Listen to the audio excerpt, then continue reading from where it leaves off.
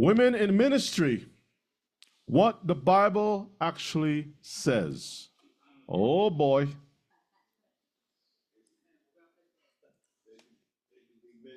I'm in trouble.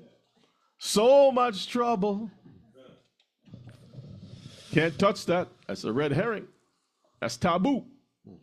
All right, let's be serious and look at this question. Next slide. Email question. Shalom, brothers. Please, I have a question. Is there a role for women in what? Serving food and showing compassion in street ministry. I'm asking because to prevent issues with people thinking that women are teaching, but actually just serving. So it's not just about, you see the title, Women in Ministry, and everybody just loses their mind. Mm-hmm. You can't do that. Who you think you are? You know, no, that's not what this is all about. This is my answer. Yes, women can serve food and show compassion, but it depends on specific circumstances. It depends on specific circumstances. If the woman is just serving food and showing compassion in street ministry. Because when we see the word ministry, people will stretch the rubber band tight. As much strength as they have in their own body. If it's a tough rubber band, they will not be able to stretch it that much. Mm-hmm. But if you got a big Olga in there, Olga. You know, one of them big German broads, big, and they'll just and stretch that thing out, they will do it. Because they have the strength to do it. So, first of all, I want to acknowledge the necessity to have our sisters involved in many things. But the Most High have set guidelines to prevent overspills or anything that's going to become an issue. The same way he does with men. Men also have a role to play, but men also have guidelines that they have to follow. Even among the tribe of Levi, the Levites were called, but not every Levite is a priest. And there are rules that are set in place that they cannot have overspills. Mm-hmm. And even among the priests, there are guidelines who should be high priests. Mm-hmm. Who should carry a sword. And they're to prevent overspills. So you don't get some ideas in your head for you to do certain things. Because the Most High is very clear in how he set things up. And there are prophets. Some of them are born in the womb, and some of them are called later on. But there are guidelines that governs everything. The problem is when you come to the New Testament, everybody is stretching that rubber band to where their strength is. I feel I can do it, I'll do it. Mm-hmm. Yeah, call me, I'll do it. It's a New Testament. We're gonna examine what the Bible says, and we'll cover as much as we can within the time span, okay? I have a question before we go to the next slide. Because the question is there a role for women in serving food and showing compassion in street ministry? And the question I have is, what exactly is ministry? When you understand that, then you can basically, because there's levels to everything like you're saying. There's roles and responsibilities within those levels. So when you say ministry, what exactly are we referring to? What's the parameters of that? That way, there's no gray areas. There is no overlapping of roles and responsibilities. And I'm going to ask the question. Brother, you want to grab the mic first? I'm going to ask the question again in a different way, and I want to get you all a response, the Mishpachah response, before we continue. Shalom. Say it again. Shalom, family. Shalom. I was just wondering, because if we Israel, which we are Hebrews and we are Israel, so the things that Christianity do, people that's Christian, it's not in Israel. So when he just said street ministry, like he said, what is street ministry? Because in Israel, we don't do street ministry, do we? That's a good question, and that's a separate thing that we can analyze, because I've even thought about that too. To what degree? What does the Bible have to say about ministry? Where did the apostles went to? That's the question. How was things done by the apostles, right? When they were amongst other nations, who did they spend time talking to? Where did they minister to those people? And we can have that as a separate class, which I think is an important part, because what that's going to do is that's going to challenge the status quo also among Israel. But it will clarify a lot of things. With the street preachings and things of that nature, okay? What did the disciples actually do? Now, of course, you know, there will be people that will justify their position. Nothing wrong with that. But then we're going to go a step further. That's a class that I think we can have that, right? So let me ask the question again. And please make a note. We will come back. Yeah, I have a note on that. You have a note? Okay, we'll come back and examine that question that you brought. Excellent question. Shalom, brothers. Please, I have a question. Is there a role for women in street ministry? Let's scratch the word street. In ministry. Now, if it's asked that way, you're gonna it's gonna be a lot of toes that will be stepped on, but we'll use the scripture. So let me ask the question again, and I want you all to answer it in the chat. Put a 1 if you believe that there's a role for women in ministry. Yes or no? You can say yes, or you can say no, or just put a 1 for yes and a no for a 2 for no. While they're doing that, again, when you look at the word ministry, it gives you a better understanding of how to answer that question. Because when you look at from creation, Eve was put into place to do what? Help Adam, right? And when you take that and you apply it and you look at it overall, what are you helping him on? Now, when we go into the Torah, it tells you, and we're going to get into that as far as the roles and responsibilities on the man's role, the woman's role, and all that different things like that. Now, within the ministry now, this is where the question comes. How is she going to help? And we're going to cover that. Okay. We'll get into that, okay? So it's a trick question, because some will say yes, and some will say no, and some will say yes and no. It's a trick question, and we'll see why that is.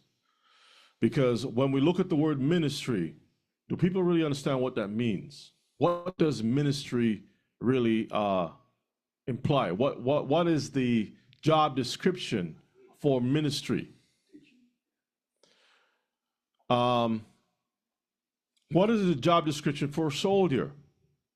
What is a job description for a baker? Right?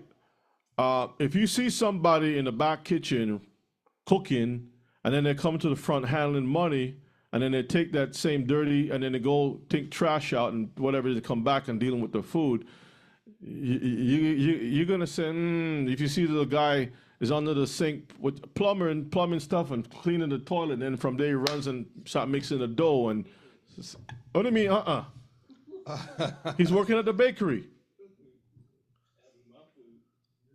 You never know. If you see the doctor, he's a surgeon. And then now he goes and he empties the trash. He's working for where? The hospital. And he empties the trash and he comes back to perform the surgery. Just throw the trash out in the bin, handle all the different bloody stuff, dirty stuff, whatever it is. And then he comes to surgery. Do you see that there's a problem? Is there a problem? Yes, there's a problem. Yeah, it is. Yeah. If the surgeon, the role of a surgeon, he has to be what? Clean. And if he's doing surgery, and then he's taking out the trash and everything, His hand is not clean. Go wash it. in order to prevent cross-contamination, the roles have to be clearly defined. And then you got to give people who will focus on that. He may wash his hands, but he may breathe certain things in. He may get certain things in his garment. There's a lot of things that can go wrong. and your eyes may not see it, but to prevent that. This is why the Bible, we will see that. We'll let the word speak for itself. And we're not talking about some back end country where this one man is 10 things in the community. Like how people would All view right, it. a sister is unclean because of her nadah. She could take a shower. Is she allowed to come and touch things? Think about that before you answer. No, She just took a shower. she's still unclean. No, according to the logic, she'll be clean. And she washed. But according to the Torah, she'll be what? unclean. We'll cover that again. Y'all, so you see how things work. We don't ask the right questions, we just run. Ministry, oh, I believe in Jesus. You believe in Jesus? Yes, I believe. So I can serve in ministry. But what exactly are you doing in the ministry? You work for the hospital, but what exactly do you do in the hospital? You work for the bakery, but what is your role defined in the... So ministry is a broad thing. It's like a hospital, it's like a bakery. But what exactly are you doing? What is your defined position, defined role? Everybody have their position. Do you understand that? You can have a teacher who was fired from the job, but he came back at the school to work as a janitor. Is he supposed to be in the classroom with the chalk teaching the students? No, he was fired from that position. Demoted. Y'all understand this? All right. So let's go to our next slide, Brother Shay. Re-examine the question, the answer, right? The question, let's look at these questions. Will the street ministry be of a woman, quote, a woman or others? I'm re-examining the answer. Will the street ministry, what is called street ministry, is it operated by, quote, a woman or others? The next question, if with others, will it be of both male and female or only females? This ministry, right? If females only, will it operate on biblical standards which ministry is based on? Because if you define something as ministry, is it biblical definition of ministry or is it your opinion of what ministry is? If it's mixed gender, both male and female, will it operate on biblical standards which ministry is based on? So these are the questions that we have to re-examine, right? For re-examine the answers again. We ask the questions to see. Because remember, the brother's asking a question with regard, but he put in there feeding, right? Go back to the question again. Serving food and showing compassion. The problem is that most people, most females, even males included in there, will ignore what the brother is saying right here, serving food and showing compassion, and their minds is thinking, it's just, you know, you can start there, but you're going to step up into greater things. Teaching, leading men, and things of that nature. If you're close to the apple tree or the fruit tree that the Most High says don't touch, why not just go ahead and touch it? And if I touch the tree, the fruit, why not go ahead and eat it? So from one thing leads to another. That's what the problem comes in. You see, the Most High said, of all these trees of the thing you can eat, but this one, don't even what? Touch it. Don't touch it, or you die. And what happened? They touched it. Ate it. And after you touch it, what do? You eat it. And then after you eat it, what do? You get the man involved. So it's like a progression that the Most High, you know, you put the fences to prevent certain things for a reason. So even with serving food, there's a problem. You got to go back to why certain things can be a problem. You got to see why that is. We'll examine that. Let's go to the next slide. Number one, street ministry of a woman serving food, showing compassion. Is it right? What could go wrong, Mishpachah? If the woman is only serving food and showing compassion, and she's a woman, soloist, a female soloist, what do you think can go wrong? Look at the picture and tell me. Let's see who's thinking in the chat.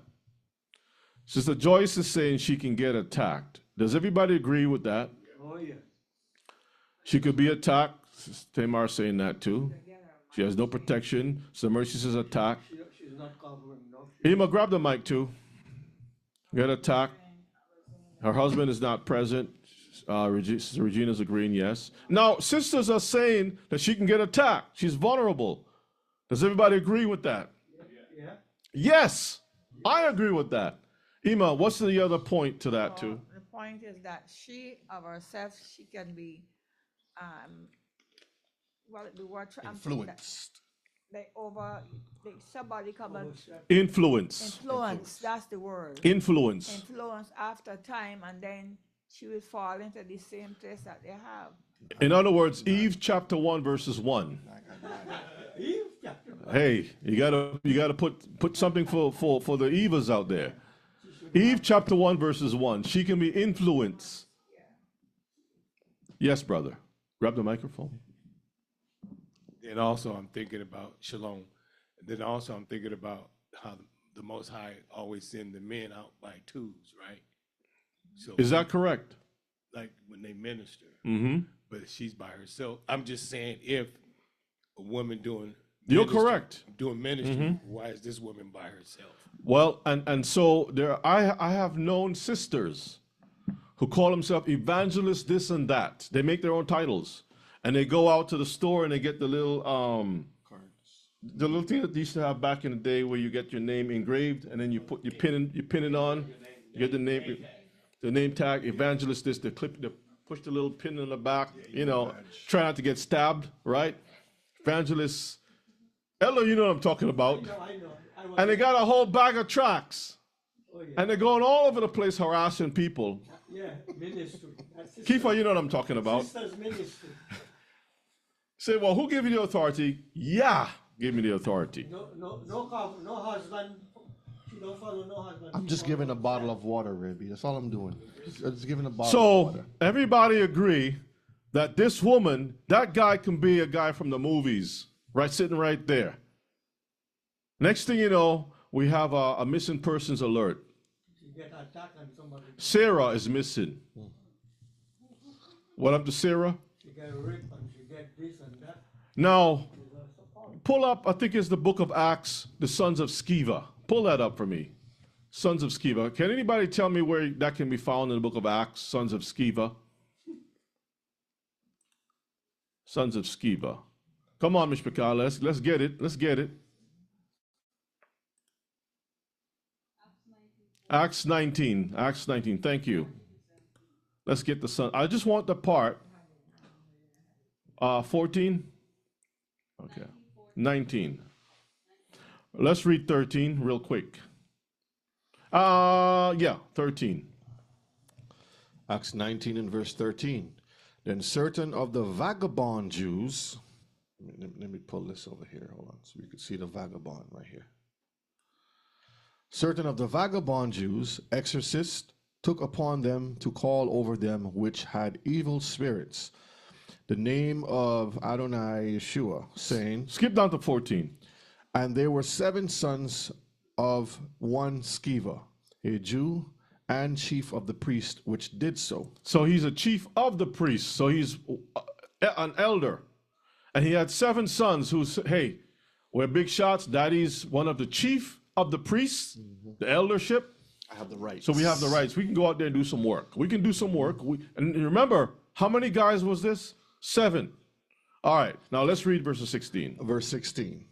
And the man in whom the evil spirit was leaped on them, and overcame them and prevailed against them, so that they fled out of the house naked and wounded. How do you know if this guy with the red thing right here, this red hoodie, is not the devil himself?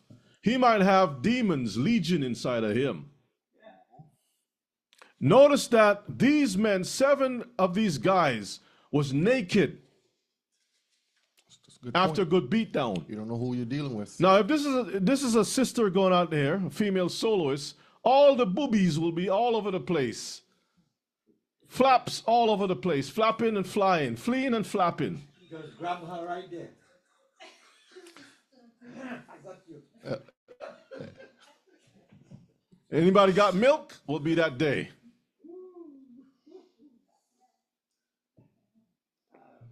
Think about it. But no. And you know, demons don't really care if they're beautiful or not.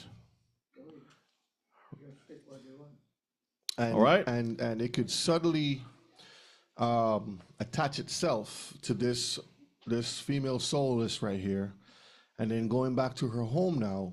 Now she's bringing in other spirits into the home. Anyway, let's go to our next slide. Let's go to the next slide because we want to get to this in more detail.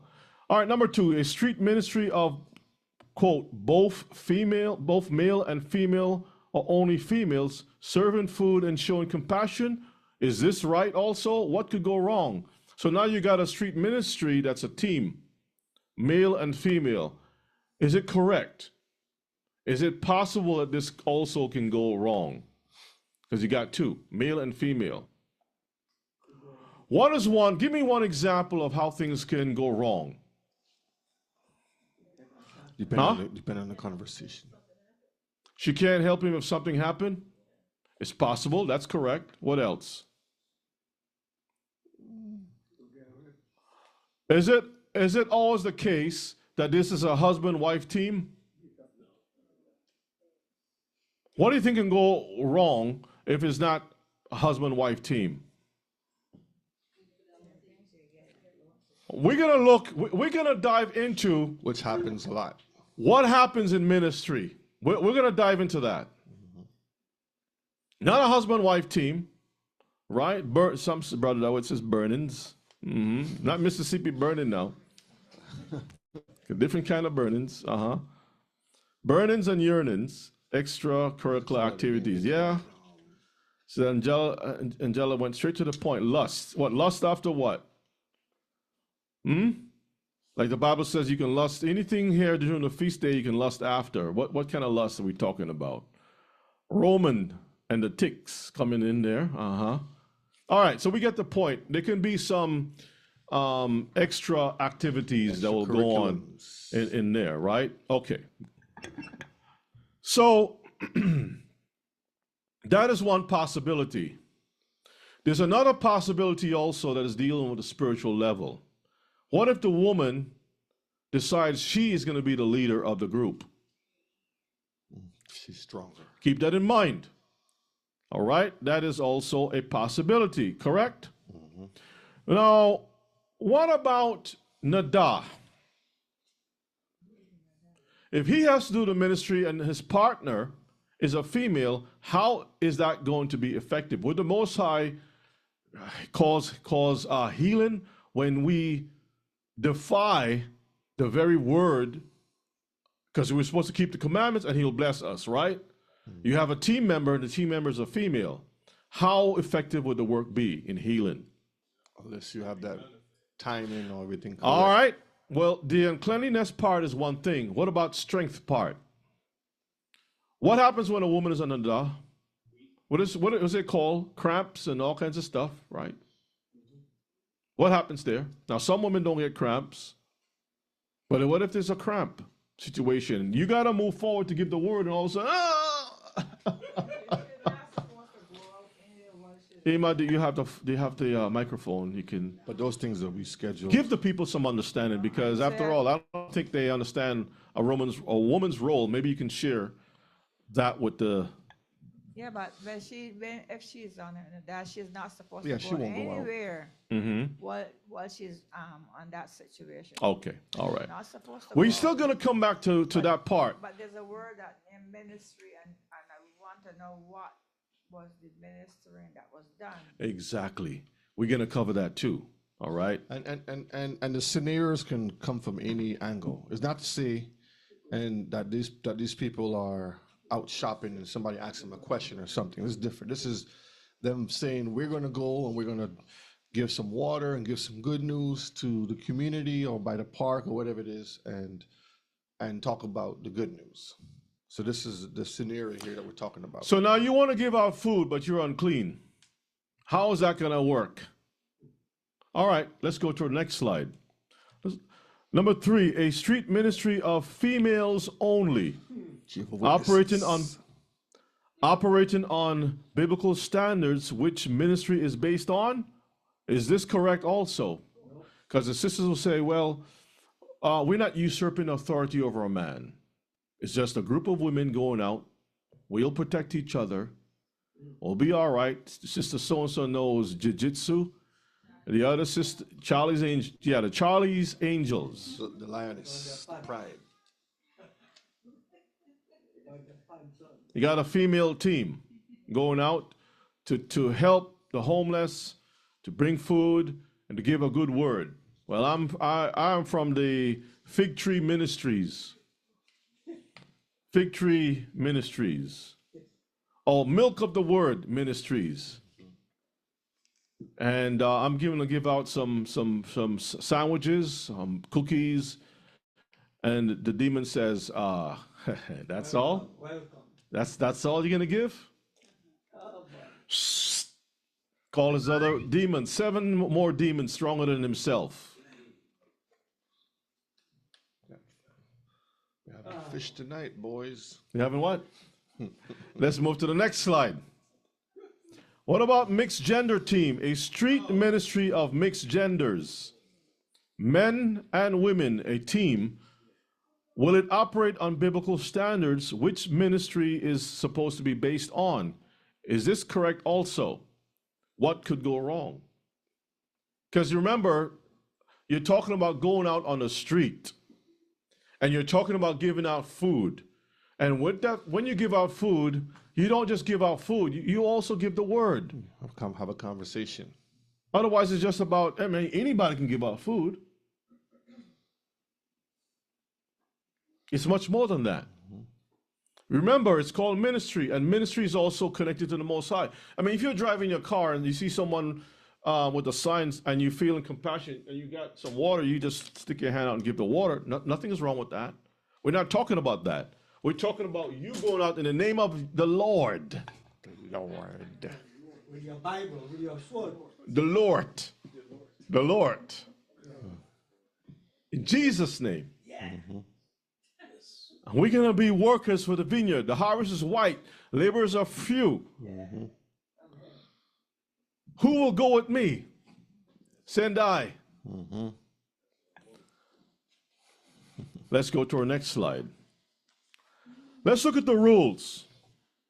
1 Corinthians 11, verses 8 to verses 10. So we put the questions on the table.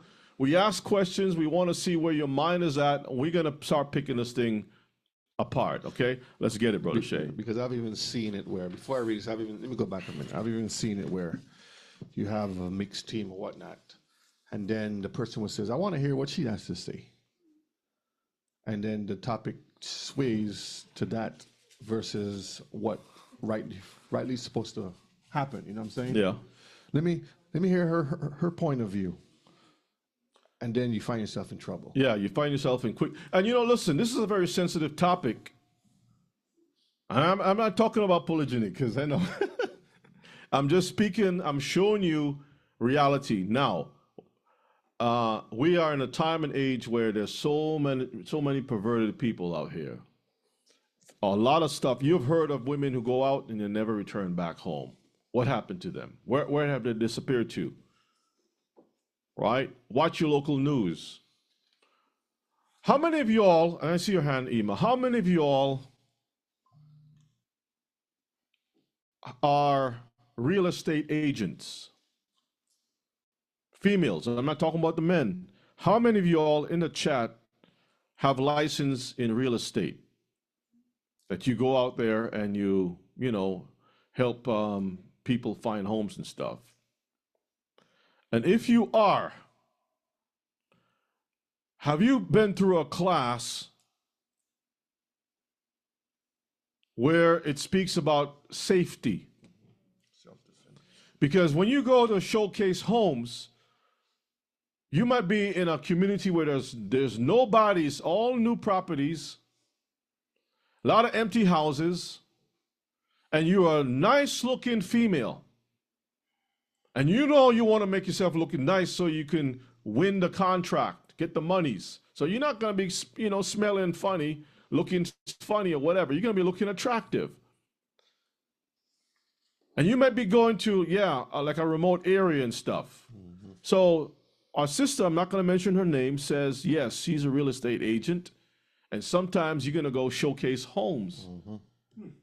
Do you feel nervous when you go, when a guy says, my wife and I is looking for a home, and then next thing you know, a SUV shows up and there's no woman in the car, but just this dude, big strapped dude. And sometimes it may not even be the same guy.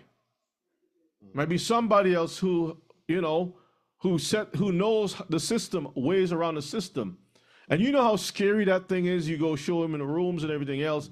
And, this corridor down here in this room. And the next thing you know, he's checking you out.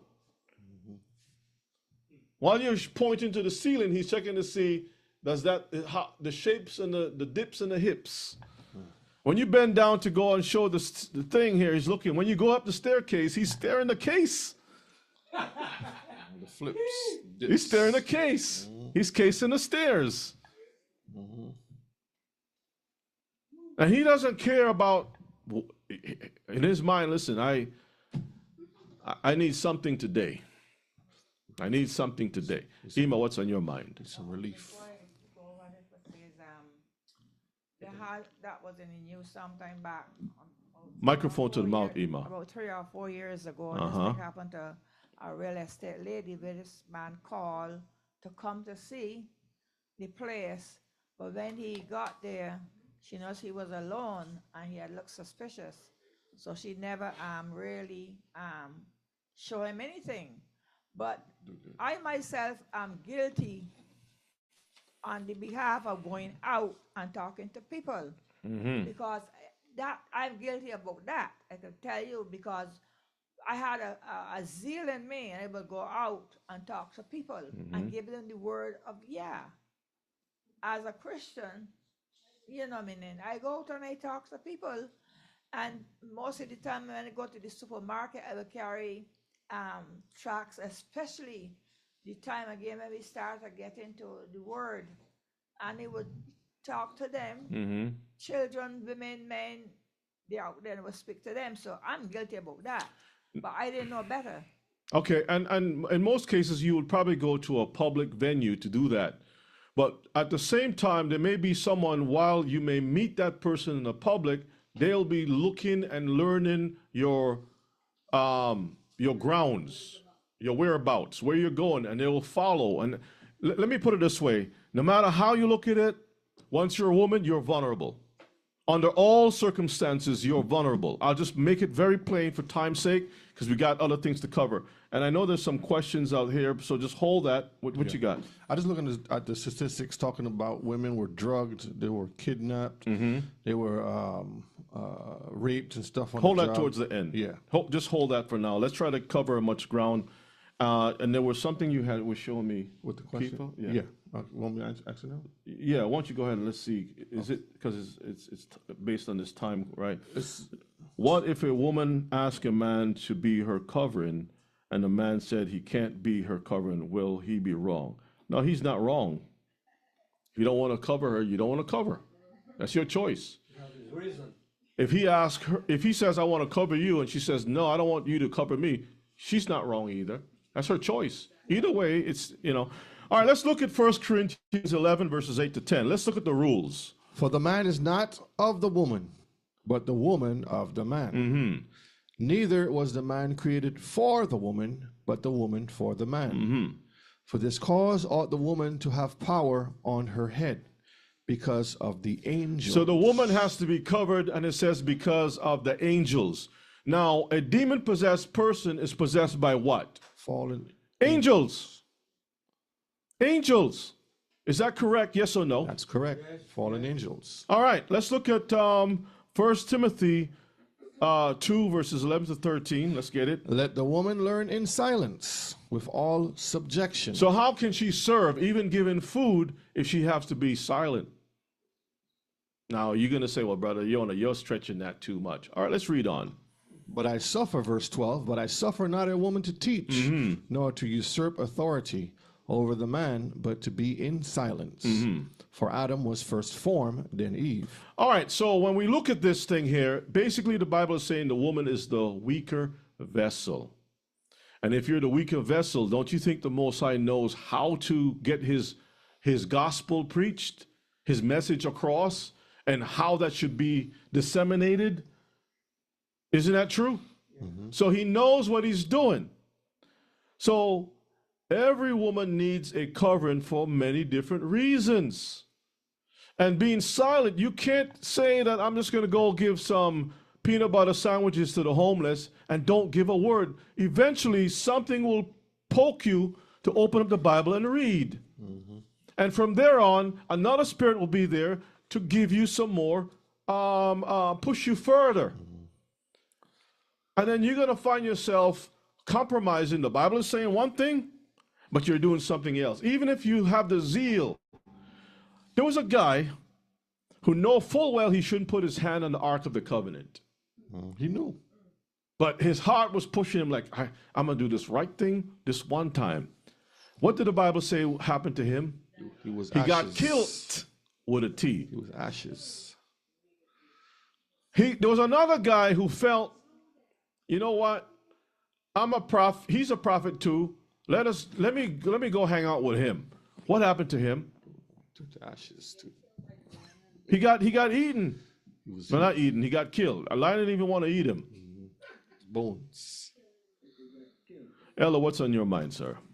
Yes, I was just thinking while you were speaking, when Yeshua was teaching and he made the selection to send people out, he chose the men. There was no women that he chose among the 12 to send them out. He sent men. It was men that he selected to teach, to send out. And that by default should just answer all the questions across the board. By default. By default. But you see, the problem is that we always have to deal with people who just want to touch it regardless. Let me look at it. If the Most High said a woman put her hand to a man's stones, his groin, that her hand has to be cut off, who am I to try to find reasons behind that? He says her hands have to be cut off. There's a reason for that. I didn't write those rules. He did. Let's go to our next slide. Ima, what's on your mind? Yeah, but shalom, brother. Shalom. But Yona, Yes, if ma'am. you are in a church and they're not teaching you these things, this is really The church does not want you to think, Ima. You see, They So, want to rob and rape. Well, that's not a good yeah, word. when they see you have a zeal and they see your spirit, have that word in They you, encourage you to do they that. encourage you to go out. And they love it. And this is So, where right. the mindset of the people who are coming into the awakening and understanding what the Torah is saying, they're going back on what they used to do at the church. This is what we did at the church. We used to go out and we used to pass sandwiches around and say a good word. It says, I'm not teaching, I'm just saying a good word. But let's look at that for an example. If the woman is just giving sandwiches, she's not even saying a word. What about young women? How does this image set in the eyes of others who don't know exactly what's going on? They're not even asking questions. Just see a bunch of women out there giving out sandwiches and things of that nature. What does that happen to the next generation? Stumbling block is correct. Just because I can hold my liquor, I'm not causing no harm, but I'm publicly drinking a bottle, 2 bottles of, Ella, give me a name of something to drink. Stout. Not vodka, that starts cars. I'm talking about wine or something. Wine, I'm drinking 2 bottles of Manischewitz wine, no problem. And I can walk a straight line. Some plum wine. Some what? Stone ginger wine. I can drink 2 bottles of that green bottles, no problem. What message am I sending to other young people? The problem is that others will see this thing, and now it will be a stumbling block for them. They may not be able to handle that thing. And they may even try, and all that's going to happen, it will get other people killed. All right, Jezebel the rebel. The book of Revelations chapter 22 verses 20 reads this way: Notwithstanding, I have a few things against you, because you sufferest, that word sufferest also means allow, that woman Jezebel, which calleth herself a prophetess, to teach and to seduce my servants to commit fornication and to eat things sacrificed unto idols. Now, here's the thing. Jezebel, people don't commit sins straightforward right off the bat. There is always a process to get you from point A to B. It's called enticements. That's the word. That's the word right there. Because the first layer cannot easily be broken. That's the security. You got to pick a lock. You got to manipulate the thing. You got to, if it's a combo, you got to turn the thing back and forth until you get the right thing. You got to ask questions. You ask, well, is it from 0 to 10? You narrow it down. You try to find ways to break the thing, right? Now, notice it says she called herself first. She's teaching. And then it says, seduce my servants to commit fornication. After a while, it starts to break down from one point to the other. There's a transition. You go from one point to the other of failure and total loss. This text can also be read this way. Notwithstanding, I have a few things against you, because you allow that woman, which call herself, she's the one naming herself, prophetess, to teach. Where in the Torah, in the Bible, a woman is to teach? Allowed to do these things. We already covered that in a separate class. So I'm not going to even go there. But I'm showing you the progression of things.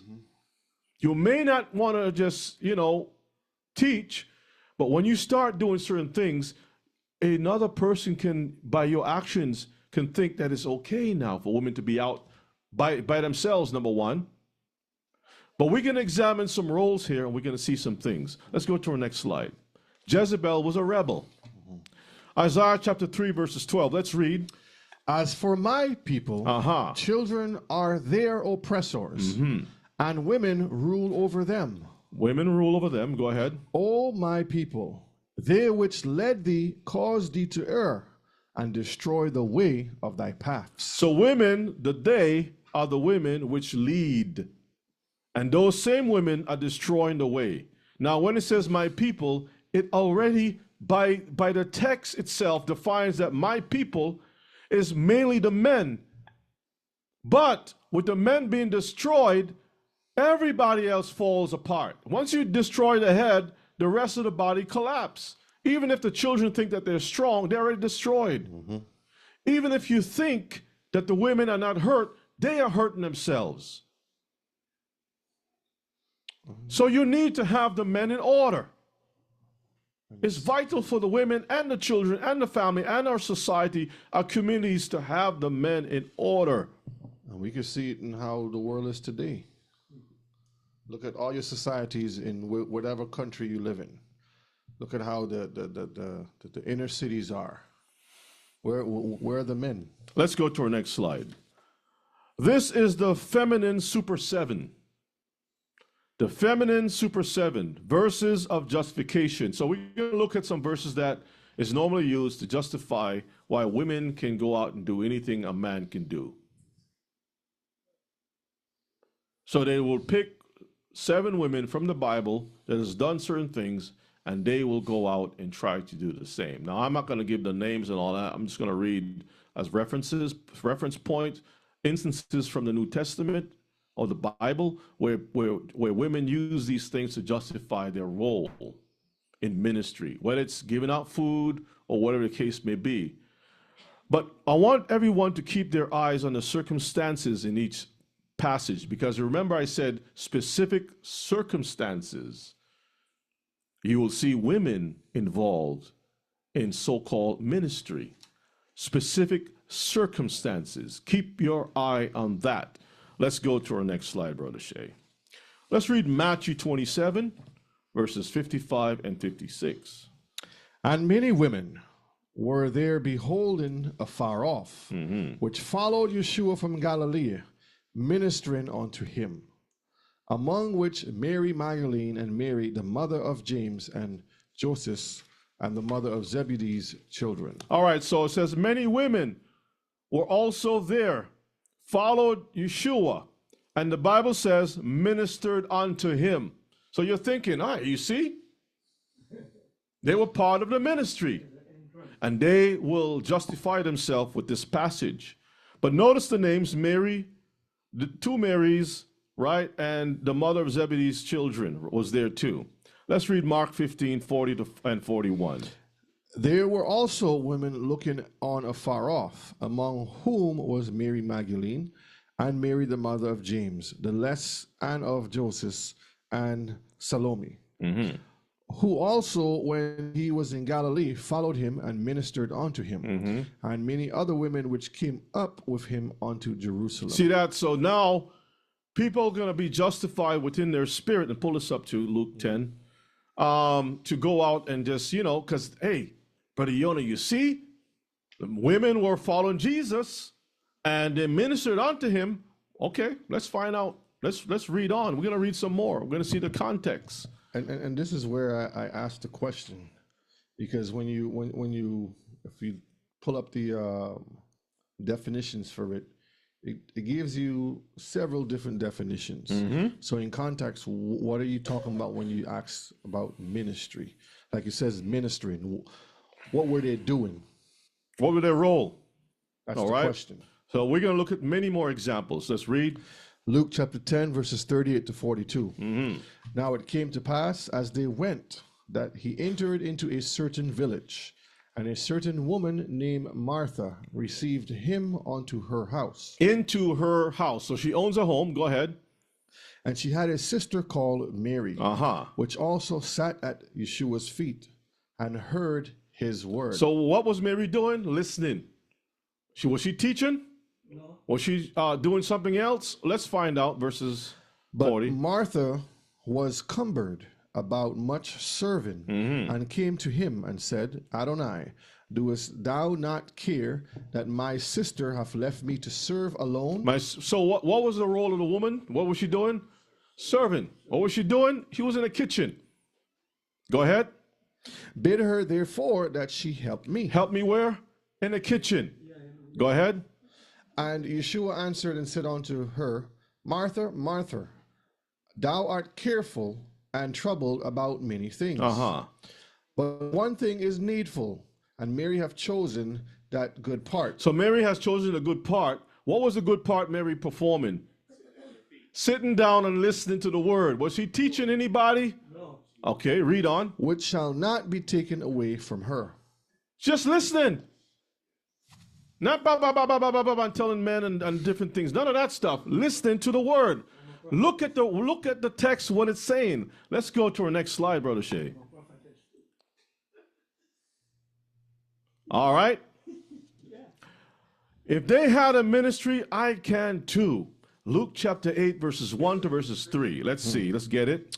And it came to pass afterward that he went throughout every city and village, preaching and shewing the glad tidings of the kingdom of Elohim, and the 12 were with him. So this is preaching and showing the good news, which is the gospel about what? The kingdom. This is a ministry, right? And the 12 were with him. So they got the men there, right? Let's read verses 2. And certain women, which had been healed of evil spirits, what kind of spirits? And infirmities, Mary called Magdalene, out of whom went 7 devils. So she had 7 of those spirits within her. Go ahead. And Joanna, the wife of Chuza, Herod's steward, and Susanna, and many others, which ministered unto him of their substance. Does the Bible tell us how they ministered unto him? It tells you right there. Read that last part again. Which ministered unto him of their substance. Does it say that they went out preaching and showing glad tidings? They used their resources. That's how they ministered unto him. What is the resources that they had? Oh, they were giving out Bible tracts. No. Hospitality. Hospitality. Does everybody see it? Okay. If they had a ministry, they were preaching and giving glad tidings, the 12 were there with him, and those women were there too. No, you're just trying to make things out of nothing. Let's go to the next slide. Acts chapter 1, 13 and 14. Let's read. And when they were come in, they went up into the upper room. Upper room? Uh-huh. Where abode both Peter and James. Peter and James. And John, and Andrew, Philip, and Thomas, Bartholomew and Matthew, James the son of Alphaeus, and Simon the Zealots, and Judas, the brother of James. Verses 14. These all continued with one accord in prayer and supplication with the women. So the women were there in the upper room too, correct? All right, read on. And Mary, the mother of Yeshua, and with his brethren. So Mary and also the other siblings were there too. So they will use this to justify women going out to preach. Let's get the next one. We're going to see. We're going to break it down. Acts chapter 2, verses 17 and 18. Let's get it. And it came to pass, and it shall come to pass in the last days, saith Elohim, I will pour out my spirit upon all flesh, and your sons and your daughters shall prophesy, and your young men shall see visions, and your old men shall dream dreams. Read.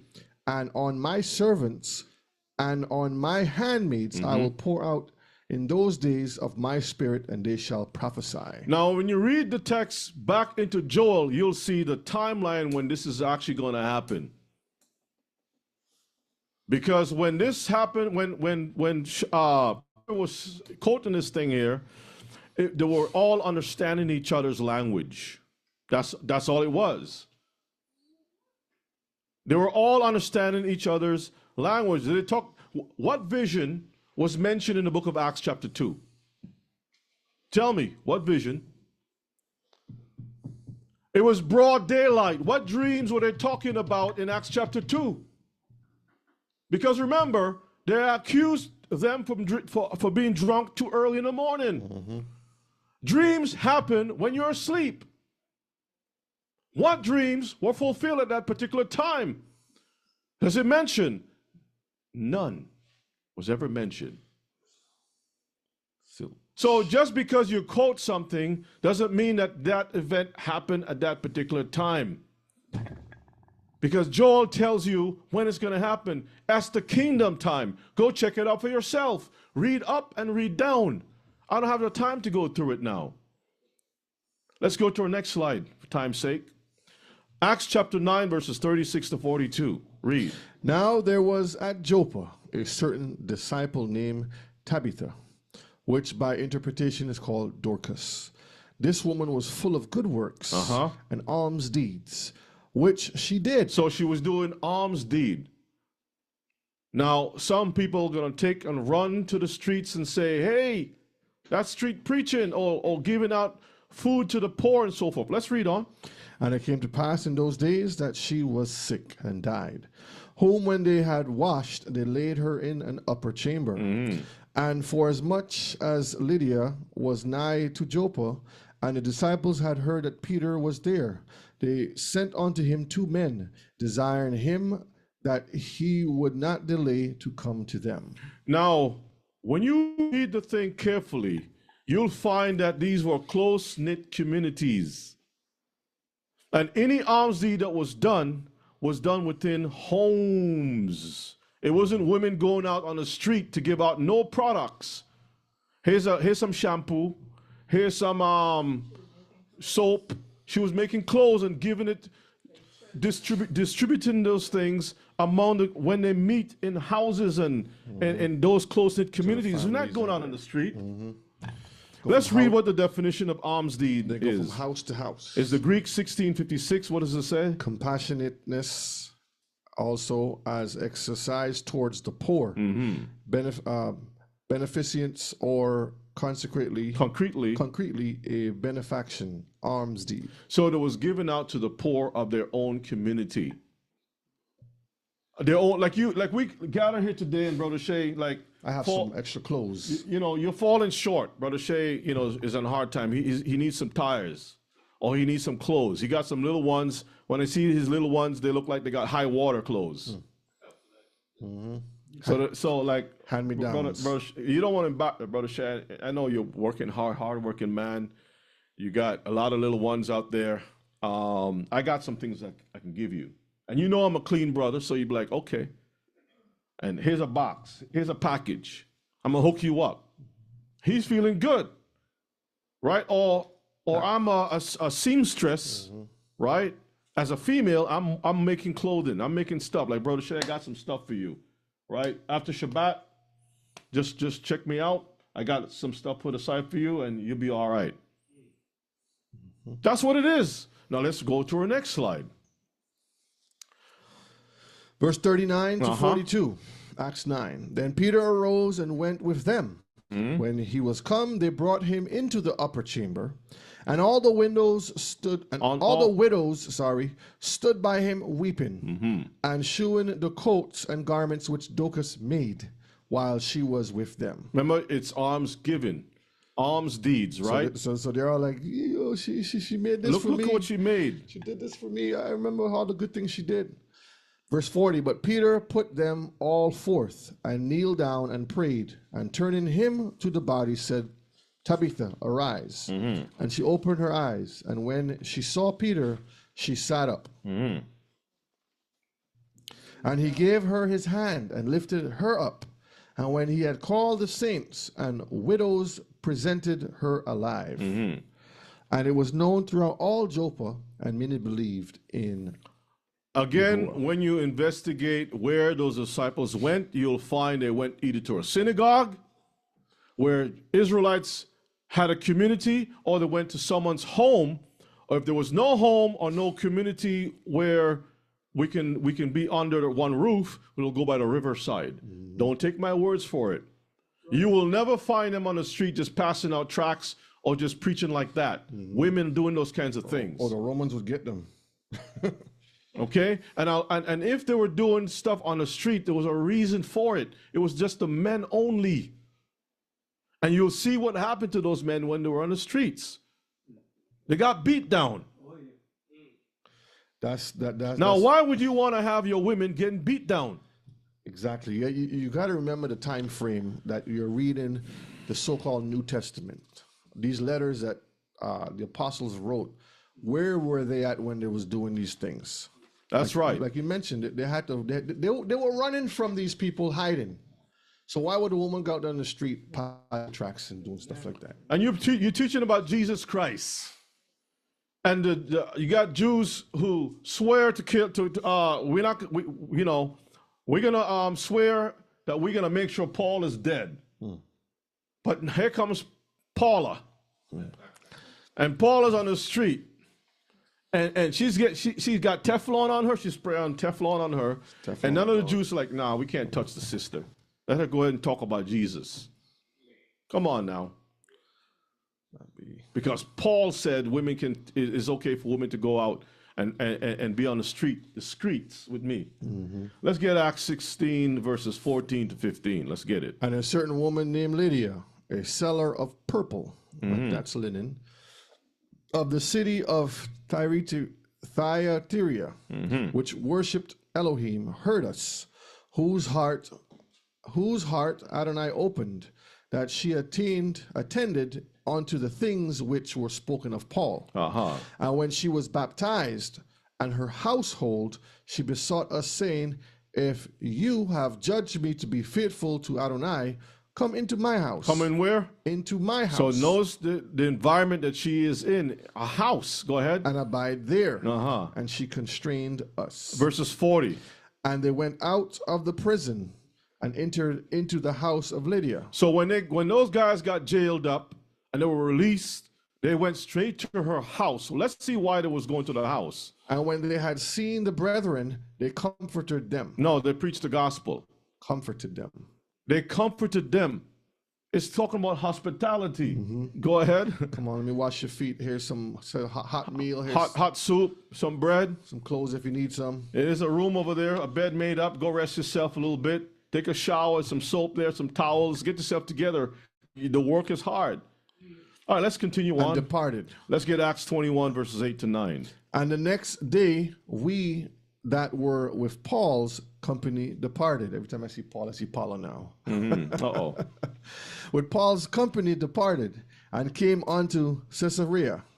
And we entered into the house of Philip, the evangelist, which was one of the 7, and abode with him. And the same man had 4 daughters, virgins, which did prophesy. And when our women see these things, they said, Brother Yonah, you see, we can go in the ministry too. Even as virgins. Where does the Bible says that these women prophesied outside of their covering? It doesn't say. So place that have this, we call it gray area. You could probably find some other words for that.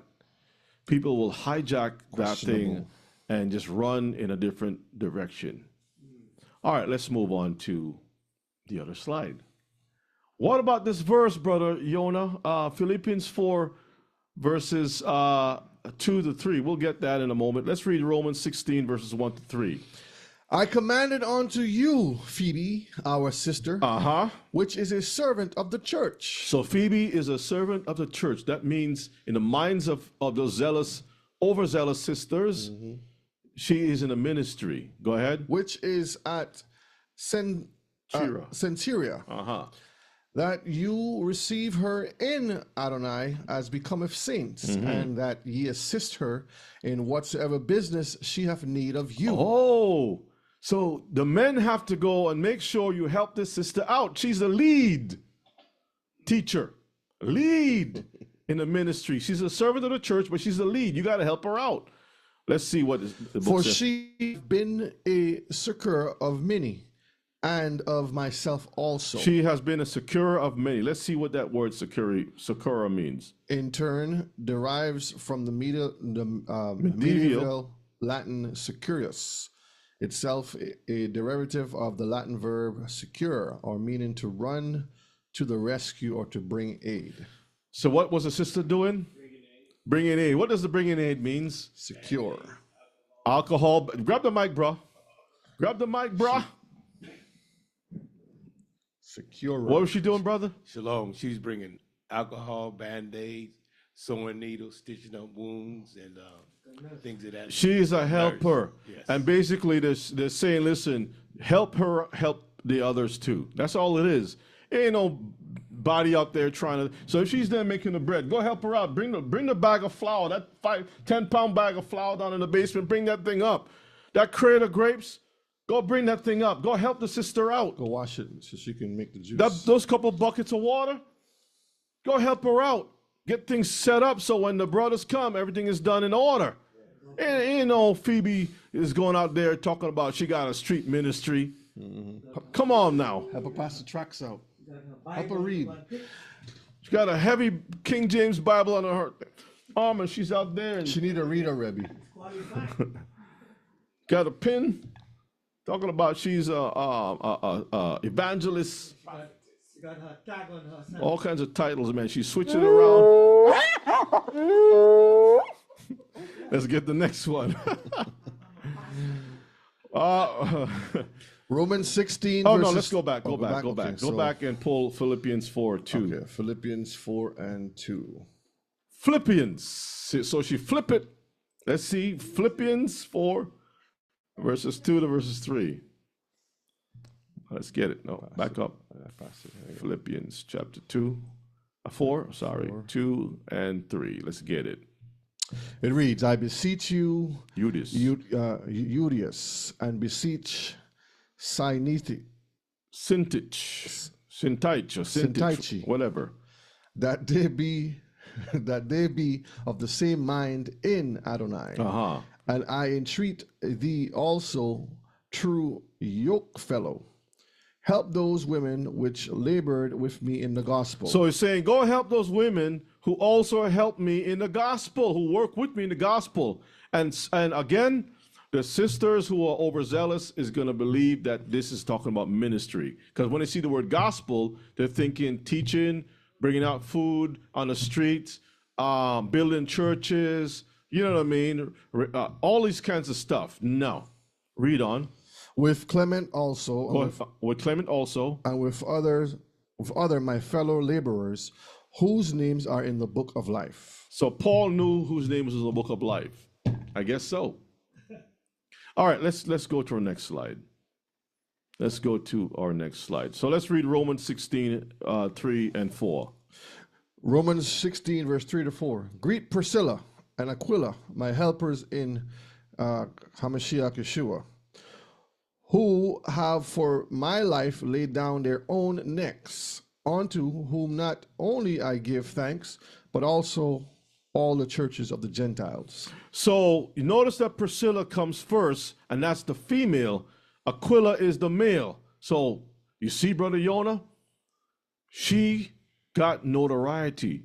She was also risking, who have for my life laid down their own necks. Now notice it wasn't just the woman by herself. This is a husband-wife team. Does everybody get it? So this is why I said it depends on circumstances. But let's find out what they were doing. Acts chapter 18 and 2, yes. And even like when you go back to the story with the spies and with what's her name again? Rahab. It's like a job like that. You know, Rahab was risking her life. So she see what needs to be done and she's helping out. This is the same thing that they were doing here in this instance. Verses 2. And found a certain Jew named Aquila, born in Pontus, lately come from Italy with his wife Priscilla, because that Claudius had commanded all Jews to depart from Rome and came unto them. Now, as a Jew, you already know protocol. It doesn't even have to be explained to you. You know how weird it's going to be, how strange, let's use that word, it's going to be for Paul to come out with some new paperwork saying, man, the women can go ahead and do what you can do too. Extra You know how Jesus. weird that's going to be? Addition. Acts chapter, and how can you teach, because you don't have a New Testament, you teach it from the Torah. How do you make your case that these women can come out with you 24/7 and go through some of the things which we're going to see later on, what the things Paul had to go through? Let's get verse 26 of Acts 18. And he began to speak boldly in the synagogue. Where? In the synagogue. Okay, so notice the location. Go ahead. Whom when Aquila and Priscilla had heard. This is Apollos. He's speaking about Apollos was in the synagogue, not on the streets. Down the block. Go ahead. And heard, they took him unto them and expounded unto him the way of Elohim more perfectly. Now, what were they teaching him? Were they evangelizing to him? No, he already knew the word. They're just simply letting him know. And notice it didn't say who was saying what. But the wife was there with the husband. The Bible does not tell you, well, and Priscilla opened her mouth and expounded to him the words more perfectly. It doesn't say that. And Jesus said. It didn't say that because you're in a synagogue. There are protocols for women in synagogues. Women sit one place, men sit another place. Visitors sit another place. There are protocols, which is modeled after the temple. Where the women have a court, they can't go further than that court. They'll be killed. Gentiles couldn't go further. They'll be killed. Yes, Ema, with a T. The T is important. Ashes. So how can you expound to somebody more perfectly when you're in error? She started talking about stuff about preaching and teaching. Well, I was there and so I just came from Rome. We were on 2nd Street in Rome, and the block had so-and-so, and look what I did, and here's my thing, and whatever it is. And none of that stuff. You can't find that. Let's go to our next slide. Let's read this again. Have you noticed what words are repeated through those various passages in the New Testament? Or did you miss it because your eyes were trained not to read slowly? We're going to read Matthew 8, verses 14 and 15. We'll read 1 Timothy 5, 9 to 15. And we'll read 2 John. And we'll try to pick up some speed here because I want to stay within the time and so forth. But we're doing good for time so far. If we go over a little bit, so be it. Let's get it. Okay. All right. You ready? Yep. You want to get the rest too? Yeah, I'm just getting everything. Okay. This one changed on me. So everybody sees what's going on so far, right? Yeah. And when you read, I don't have time to cover everything, but when you read it, you'll find it in almost all cases, the women were in a place of security, either an upper room, a synagogue, a house where all other men were there, or it was their own houses that was secure enough. And what they did was ministered unto those men like hospitality, like when Abraham told his wife, go make the cakes. And he told the servant, go get the lamb, the calf, and he got the calf, go get the calf and do so and so and get things together. That's the role. He's not going out there and trying to sit with the angels and have discussions about what's going to happen in Sodom and Gomorrah. That's not her place. When the angel spoke, when the Most High spoke, Sarah was in a tent and she heard and she laughed. And he spoke back to her and you're like, uh-oh, he heard me. She wasn't sitting down there with Abraham. Abraham is here and she's the co-pastor. Discussing who's the head? Men's business. All right. Matthew 8, verse 14 and 15. Read. And when Yeshua was come into Peter's house, he saw his wife's mother laid and sick of a fever. So Peter's mother-in-law was sick with a fever. Go ahead. And he touched her hand, and the fever left her. And she arose and ministered unto them. She arose and she did what? Ministered. So even though she was sick, she didn't make an excuse. Well, I was sick. I don't feel so good. I'm going to rest the rest of the time in my room. I'll talk to you all later on. No, she was in the house. Hospitality. Right? Peter's house.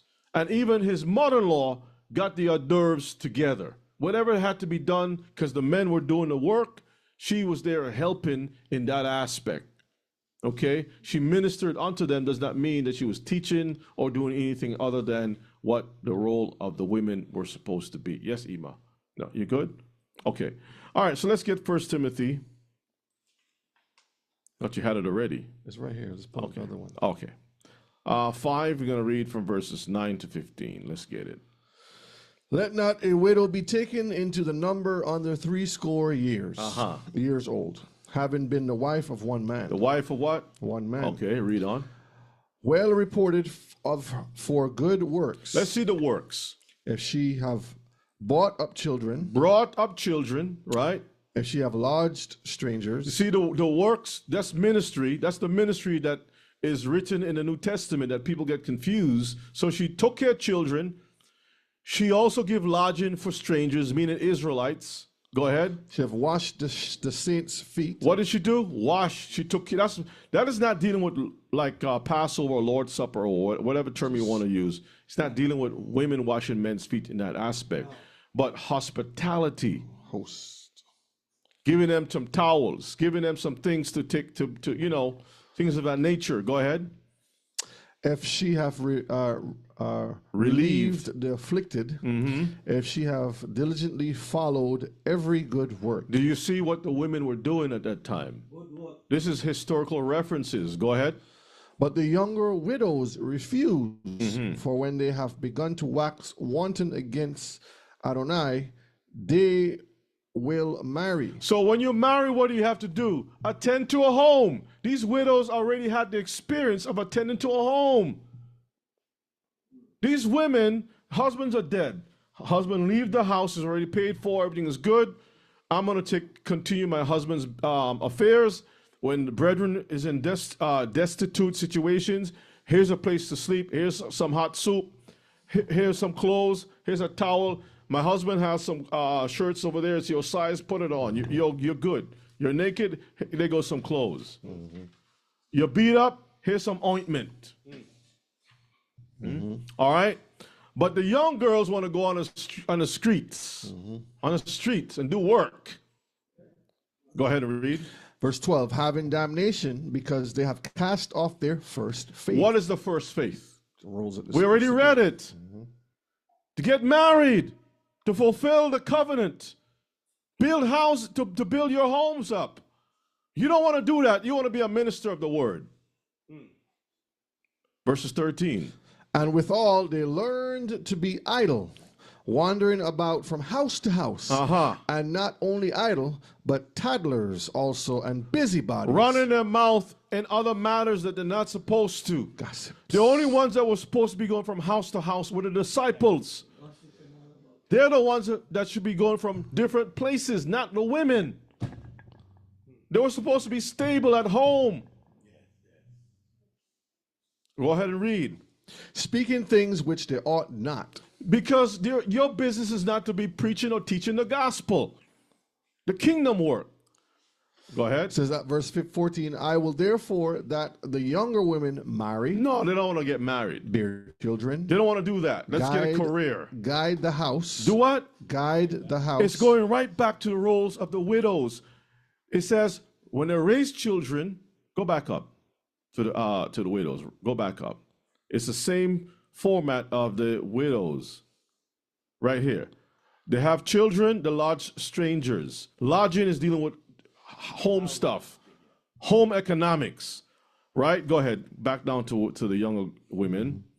Guide the house, give none occasion to the adversary to speak reproachfully. Read on. So you're not getting no negative reviews or anything. For some are already turned aside after Satan. So again, it says they need covering because of the angels. Who is Satan but an angel?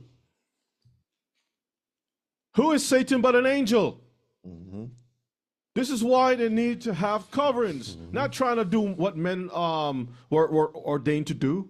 That's not your role. Oh, you know what? I'm going to go out and give out some Snickers to feed the poor. No, stay at home. Save your Snickers for when you're home. 2 John, let's get it. Verses 1. We're not going to read the whole thing. Let's see. Verses 1. Go ahead and read. It says, the elder unto the elect lady and her children, whom I love in the truth. Notice it says the lady and her children. What do you think she's doing? She's at home. Go ahead. And not I only, but also all they that have known the truth. All right, scroll down just a little bit. Read verses 4. I rejoice greatly that I found of thy children walking in truth, as we have received a commandment from the Father. So when you come to the home of the sister, she feeds you, she took care of you, and you see the house is in order, you salute her. So it's like, sis, you're doing a good job. Let's get verses 5. And now I beseech thee, lady, not as though I wrote a new commandment unto thee, but that which we had from the beginning, that we love one another. Because of the hospitality that she's doing, it's part of the ministry. Specifically, that is still ministry. That is still part of the ministry. Like the soldiers go out and fight. We're going to cover that too. And what do you think the women's supposed to do? Be the nurses. You think Adam can go work hard doing all the garden work, and then he got to come home and got to take care of preparing the beds and the food and the different things? Come on now. Somebody got to help. All right, let's scroll down. Let's see if there's anything else that we want to get in there. Keep going down, scrolling down. All right, let's drop that. Let's go to let's drop that. That's it. Let's go to the next slide. All right. Want to find women in a ministry? Then read this fantasy book. If anybody here wants to find women in the ministry, please go look at this fantasy book. We already covered this. It's called a Urantia book. I call it Tarantula. Huh? Put it in the chat or no? No, you can just pull this up and we'll click on one of those links. I want to show you all the craziness of this thing. Let me see. Click on the one woman Woman of Sychar. Click on that one. Let me see. Woman of Sychar. Yeah, click on that one. All right. Let's scroll down just a little bit. And scroll down. Let me see. Sychar. Okay. Now, this book is supposed to be the account of Jesus and the woman at the well of Samaria. Do you know what the name of the woman at the well of Samaria is called in this book? Highlight this word. Make it bigger, Brother Shay. Make it bigger. Make it real nice and big so everyone can see her name. Her name is called Nalda. Now remember, the land that Yeshua was in Israel, specifically Samaria. Samaria is part of the northern kingdom. Brother Shay, highlight the word Nalda, right-click and find search. Search Google for Nalda. Let's see if that name is a Hebrew name or not. Go down, right. Keep going down. Nalda. I want you all to see what that name is. Go back up. Put Nalda name, origin, name, origin. We'll see if it's Hebrew or not.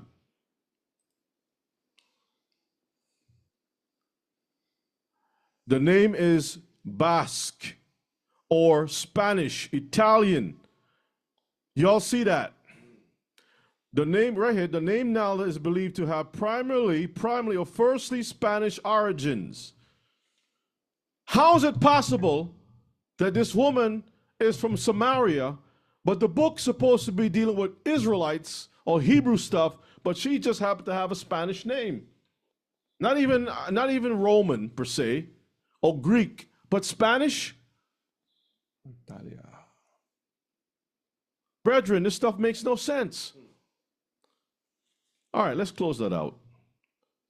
So you see how off this book is. It's off as ever. You can say, well, brother, Philip was one of the deacons, and his name is not Hebrew. Yeah, that's true. But remember, they were under Greek authority and Roman authority. How do you end up with a Spanish name? Oh, well, maybe they traveled with Paul to Spain. No, you're stretching the rubber band a little too long. All right, let's go to our next slide, Brother Shay. Pick up some speed. Let's look at the requirements. Traveling to various environments, or hostile or otherwise, and enduring hardships. A lot of people don't think about that. They would say that women can serve in ministry, even giving out bread and water on the streets. But there is something that people don't look at, is the environment. The environment will dictate who should be hired for the job. If you know that you running a business called FedEx, and you got packages that is going to be 200 pounds, you need to hire people that can lift that kind of stuff, right? Is that correct? Yeah. You need people that can lift those heavy packages. Now, a woman might be able to lift 200 pounds, but can she do it consistently? After a while, she's going to have breakdown. Am I correct or am I wrong? How many women have joined the military only to find out later on that their body is all screwed up? All have problems with their body. All kinds of problems. Anyway, so let us see. Let's go to the next slide. 2 Corinthians 11, 23 to 27. Let's get it. Verse 23. Are they ministers of HaMashiach? Mm-hmm. I speak as a fool. I am more in laborers, more abundant, in stripes, above measure, in prisons, more frequent. This is the requirement that Paul was talking about. Shaul went through these things. He says, a minister of Christ. So you want to be a minister on the street. But he's saying, look, I'm going to speak sarcastically like a foolish person would. Mm-hmm. I have been through a lot of stuff. You want to talk about what I've been through? Let's get it. Let's name it. More abundantly. I got beaten, stripes, above measure. Mm-hmm. In prison, more frequent than anybody else. Felon. When it comes to death, many times I was almost killed. Verse 24. Of the Jews, 5 times receive I 40 stripes, save one. 5 times the man got beaten, By his own people. 39 times apiece. Go ahead and read. Thrice I was beaten with rods. Once I was stoned. Thrice I suffered shipwreck. A night and a day I have been in the deep. He has been in the water, treading the water, night and a day, like ship was wrecked, right? Sharks. Storm went through and I had to be treading the water. How many sisters going to be able to do all of that? G.I. Jane. Huh? G.I. Jane, yeah. How many? Brethren, tell it to me. Tell it to me. I need to know. I need to understand this thing. Make me understand this thing here. How many sisters will be able to get beaten 3 times? Even once? Come on, sis. Turn over. They don't want to deal with the mosquitoes. They don't want to deal with the hot sun. All right. But they want, I want to be evangelist. I want to minister. Go ahead, sis. We'll show you how much you're going to suffer for the Messiah's sake. In journeyings, often in perils of waters, in perils of robbers, in perils by my own countrymen, in perils by the heathen, in perils in the city, in perils in the wilderness, in perils in the sea, in perils among false brethren. Do you think that most women can be able to go through this kind of stuff? Basically, what he's saying is he had his head on a swivel. No matter where he was a wanted a man. He was threatened just by preaching, "Thus saith the Most High." Brethren, Wake up, Israel. You are the chosen. Brethren, I don't think we really understand. Sit down and think logically. The type of stuff that this man went through. Don't just read the paper and look at it from a paper view. Think about it as a reality. You're getting beaten. You're in the water. You're getting robbed. Stick up. Whether it's your own people or the heathen. You're traveling all the time. You're always on the go. Do you think that that's a job for women? 27, let's read. In weariness and painfulness. In watching often, in hunger and thirst, in fastings often, in cold and nakedness. In what? Cold and nakedness. No, I made it very clear in the highlight here, even naked. Look up the word naked and tell me how many sisters going to be there with all their buttocks and everything out, all their immentionables. Their nature is all out. And he doesn't even say for how long he had to endure this thing for. Can you stay naked for a day or 2? 3 days. Naked and afraid. Come on now. Y'all want to be superstars. Go ahead. Nick, go ahead. Let's get Leviticus 15. Let's see what this is based on. Let's look at some things here. Let's look at some example, right? Leviticus 15, we're going to see what it says about what women have to go through. Let's scroll on down. Scroll on down some more. All right, let's look. Keep going down. Let's go down. Let's pick it up at verse 19. Leviticus 15, verse 19. And if a woman have an issue, and her issue in her flesh be blood, she shall be put apart 7 days. And whosoever toucheth her shall be unclean until the evening. How can she do ministry? Whoever touches her is going to be unclean until the evening. So you're making everybody unclean. Verses 20. And everything that she laugh upon in her separation shall be unclean. So I'm a minister of the word, and we're sharing a room together, and all of a sudden, Paul? Yes, Paula? I think I'm on my cycle. Oh, shoot. So I got to stay here with you in this room for 7 days. Yeah, we in this, right? Yeah. But I supposed to meet Barnabas in the morning. Can you call Barney on the cell phone? Get Barney's cell number. Think Paul had that? He had a cell number? The celly. And then the next is Sally. Then the next, Barnabas had to travel miles to come and, Paul, Paul, You ready? you ready to go? We're going to hit the streets. Barney, I'm unclean. What do you mean you're unclean? Well, me and Paula, our cycle came. I can't go. Dude, the ship is sailing the next 3 hours, man. We got to hit it. Barney unclean. We got to go to Corinth. No, Barney unclean because he touched the door. So Barney, the work is done. So now Barney, Paul, and Paula in one room for 7 days locked up.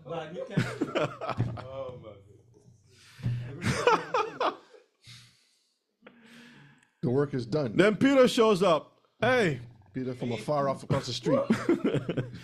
everybody locked up in one room. Nobody can travel.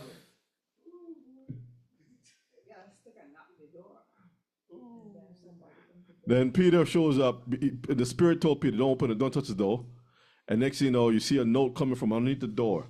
She pushed in underneath the door. But Peter says, what are you saying? I read the thing. Read the thing, Peter. I can't read it. Don't touch the thing. Well, how can I read the thing if I don't touch it? The note is unclean too. The note is unclean too, elder. No, you cannot put your hand and touch that and read. You're going to be unclean likewise. I know some sisters are getting mad, infuriated. Their nostrils are getting flared up right now. If you love me, you will read it. Flared up. All right. Where did you stop? Read 21. I'm right here. And whosoever toucheth her bed shall wash his clothes and bathe himself in water and be unclean until the evening. Aha. And whosoever toucheth anything that she sat upon shall wash his clothes and bathe himself in the water and be unclean until the evening. And women have different types of situations with their cycle. Sometimes they're bound. They can't even move. Cramps is killing them. Back in those days, do you think they had all those pills to take for cramps? Paul, can you make me some tea? For what, woman? I got so and so's hurting me. I'm not your husband, but we're in a ministry. Oh Lord! Now he gotta go cook. He gotta go do all kinds of stuff. He gotta do all kinds of things. Kifa.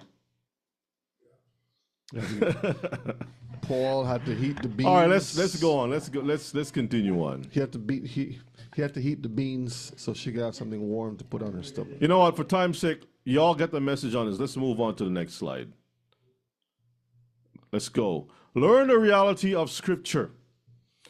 The Bible says in Sirach 11:7, read. Blame not before thou hast examined the truth. Before you start making noise, check the truth out. The truth is clear, crystal clear. Know what the law say. All right? You got to know what the Bible is saying. You want to make noise? Check what the book is saying. Let's go to the next slide. 2 Timothy chapter 2. We're going to read verses 2 to verses 4. And the things that thou hast heard of me among many witnesses, the same commit thou to faithful men. No, women. Faithful men. No, women's. Faithful men. Faithful men. Go ahead. Who shall be able to teach. Now, the men are able to teach. If you are not able to teach, there are circumstances which keeps you from teaching. And women go through this thing every month. So now you got to walk with a menstrual calendar. And you got to figure out when is she going to be on her cycle, and we're not going to do any teaching during that time. Wait. And imagine if you are one guy, the one guy with a whole group of women.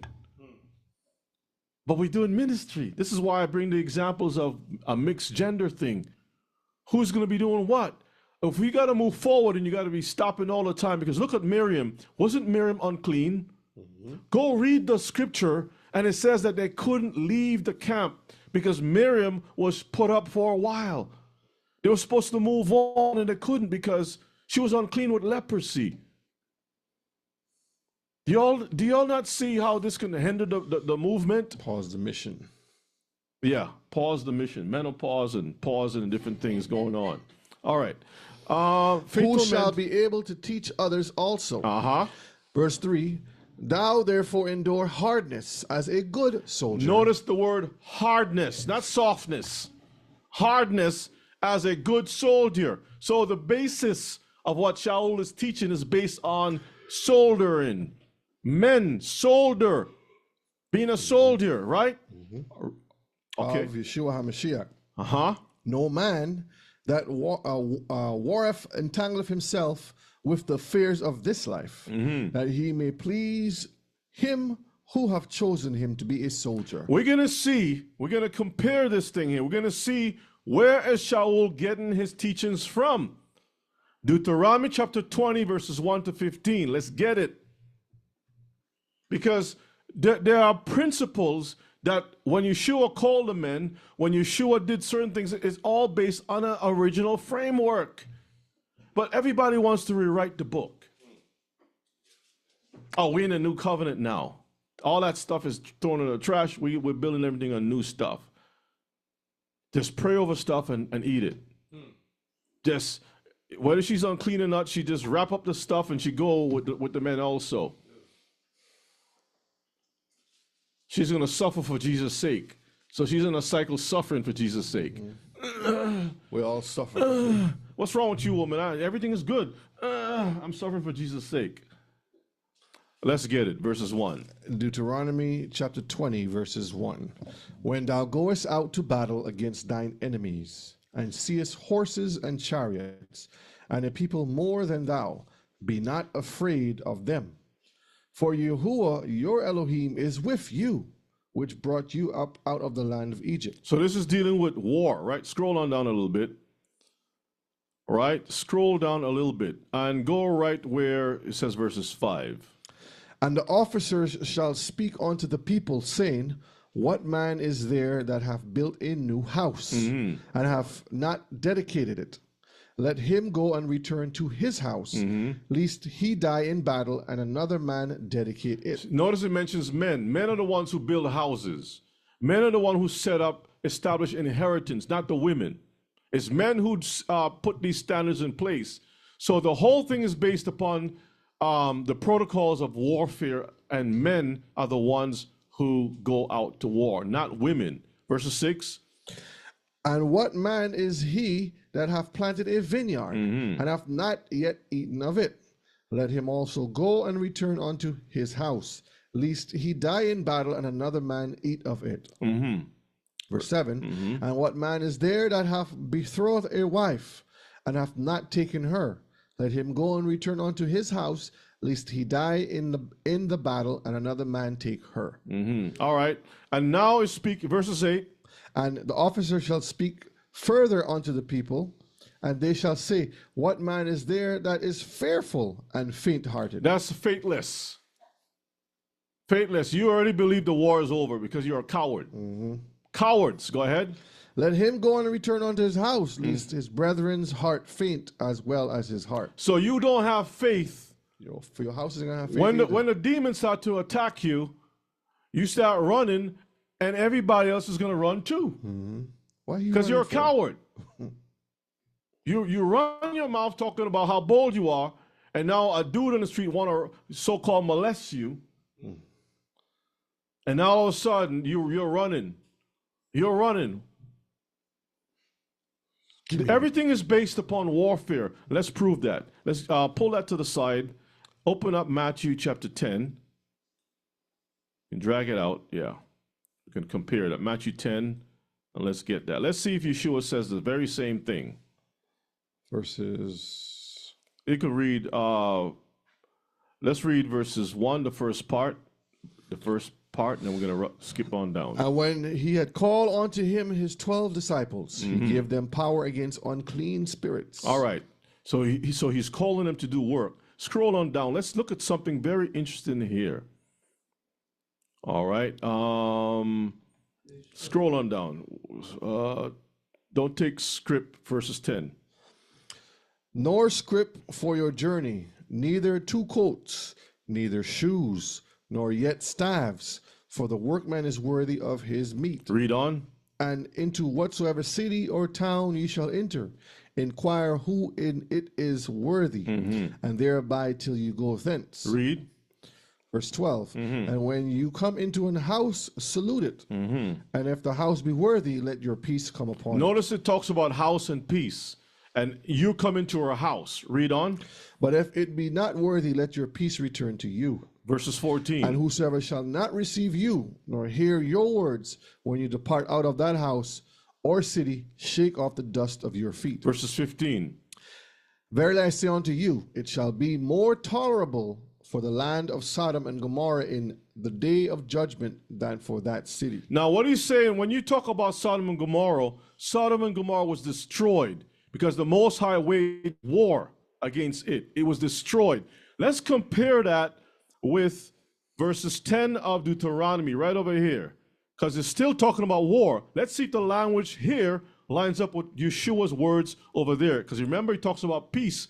When you come to a place as a soldier of the word, because I sent you out to engage people, and you got to come to the house and there'll be peace. You have to salute the house. If not, war. This house is going to be destroyed like Sodom and Gomorrah. Let's see if the same wording is found in Deuteronomy. Read verses 10. When thou comest nigh unto a city to fight against it, then proclaim peace unto it. When the disciples, go back to Matthew. Right here. No, to the top first, verses 1. Read verses 1, the whole thing. And when he had called unto him his 12 disciples, he gave them power against unclean spirits. When you have power against unclean spirits, you're waging war. You're waging war. You're fighting against demons on a spiritual level. Now, go back to Deuteronomy, verses 10 again. Read that. When thou comest nigh unto a city to fight against it, You're fighting physically, but also spiritually on this level here. Go ahead. then proclaim peace unto it. Give it a chance to surrender. Go ahead and read. And it shall be, if it make thee answer of peace and open unto you, then it shall be that all the people that is found therein shall be tributaries unto you, and they shall serve you. So when you come to a house and you're preaching the word, the people are supposed to open their houses to you and serve you. That's why he says, don't bring no books, no money, nothing. They're supposed to provide for you. And that is the role of the women. When you come in the house, they give you the food, the clothes, whatever you need to take care of you. You preach the word, you move on. When you come to a city in the days of war, you give them an opportunity to surrender, to serve you. If they don't, it is war. You tear it down. Go ahead and read. And if it be? And if it, right here, Serve you. Go, verse 12. verse 12. And if it will make no peace with thee, but will make war against you, then thou shalt besiege it. Did not the Most High besiege Sodom and Gomorrah? Brethren, it's the same language. It's the same thing. That's why the scriptures cannot be broken. Go ahead and read the next one. And when Yahuwah your Elohim have delivered it into your hands, thou shalt smite every male thereof with the edge of the sword. Notice you destroy the men. You destroy the men. Right? It's warfare. Read the next verse. But the women and little ones and the cattle and all that is in the city, even all the spoils thereof, shalt thou take unto thyself, and thou shalt eat the spoil of thine enemies. Did not the disciples deal with a bunch of widows? Brethren, the thing runs parallel. Didn't we not read about the widows and the younger women who has no men that they need to marry? Because it tells you, you take these women unto yourself. You cover them. Anyway, if you don't get it, I'm sorry. Let's move on to the next. Let's get Exodus 2 and 17. I just showed you where the scriptures cannot be broken. I just showed it to you. As I've done in the past with the Lord's Prayer, so-called Lord's Prayer, and many other things in the scriptures. Exodus chapter 2 and verse 17. Let's see this warfare or being on the streets or dealing with scenarios is not for the women. It's for the men. The women must always be protected, must always be covered. That's how the Most High set it up. And if it's hard for men, don't you think it's twice, 3 times, 4 times harder for women? Let me give you an example of that. One guy defeated a bunch of men, but yet there were 7 women in this situation. Read. And the shepherds came and drove them away. But Moses stood up and helped them. Go up. Let's see 16. Let's read from 16. Now the priest of Midian had 7 daughters, and they came and drew water and filled the troughs to water their father's flock. And the shepherds came and drove them away. But Moses stood up and helped them and watered their flock. One guy stood up against a bunch of men. Yet you had 7 women who couldn't do it themselves. And we still can't figure it. We want to go out and preach. This is why I made the statement. Does it line up with biblical? If you go back to the beginning, you'll see the question again. Does it align with the Bible definition of ministry? Not your definition of ministry. Because you can make up anything. In an air-conditioned room, anything can happen with popcorn. But when it comes to getting you behind kicked and beaten and spat upon and so forth, how long do you think you're going to do that? Yeah, you can scroll around with a mouse in a nice, cool room, but we're not talking about air-conditioned rooms. We're talking about salty, smelly, people vomiting on ships, rocking back and forth. A bunch of men who have been on sea for months haven't seen a woman, and they're looking at breasts jiggling up and down all over the place. And they're like, oh, you know what? I feel like doing something here. Where are you gonna go? Jump off the ship, or run around the ship, or climb go to the crow's nest right above. Upper room. Say ship ahoy. The man's gonna be like, yeah, ship ahoy, all right. Chips I'm gonna ahoy. ship ahoy you. Chips ahoy. It's madness. Anyway, let's get it, Brother Shay. What you got? All right, Acts chapter 6 and verse 2. Then the 12 called the multitude of the disciples unto them and said, It is not reason that we should leave the word of Elohim and serve tables. So these men were serving tables. In other words, they attend to taking care of the widows and the other people that needed to be taken care of. These men didn't physically take care of wiping tables and cooking food, but they were in charge of it's like, what do you call those men who deal with the inventory? I forgot the name in the military. Supply room. They're in charge of making sure the supply room operating smoothly, right? That's their job. Quartermaster, thank you. We want to make sure that we can focus on healing the sick and so on. So you guys make sure that everything is running smooth. It doesn't mean to say that those men couldn't come out and teach, but it was not the job of the women. It was the job of the men. Okay? So when people read tables, they're thinking, okay, washing dishes. No, it's a Hebraic idiom. Okay? Hebraic idiom. Okay, that's it. Isaiah 13 and verse 16. We're almost done, Mishpachah. Almost finished. Their children also shall be dashed to pieces before their eyes. Their houses shall be spoiled and their wives ravished. That word ravished, if you look it up in a different version, it means raped. Their children, speaking about the men's children, shall be dashed. This is a scenario where you're in a bad situation. There's war. Pull it up here.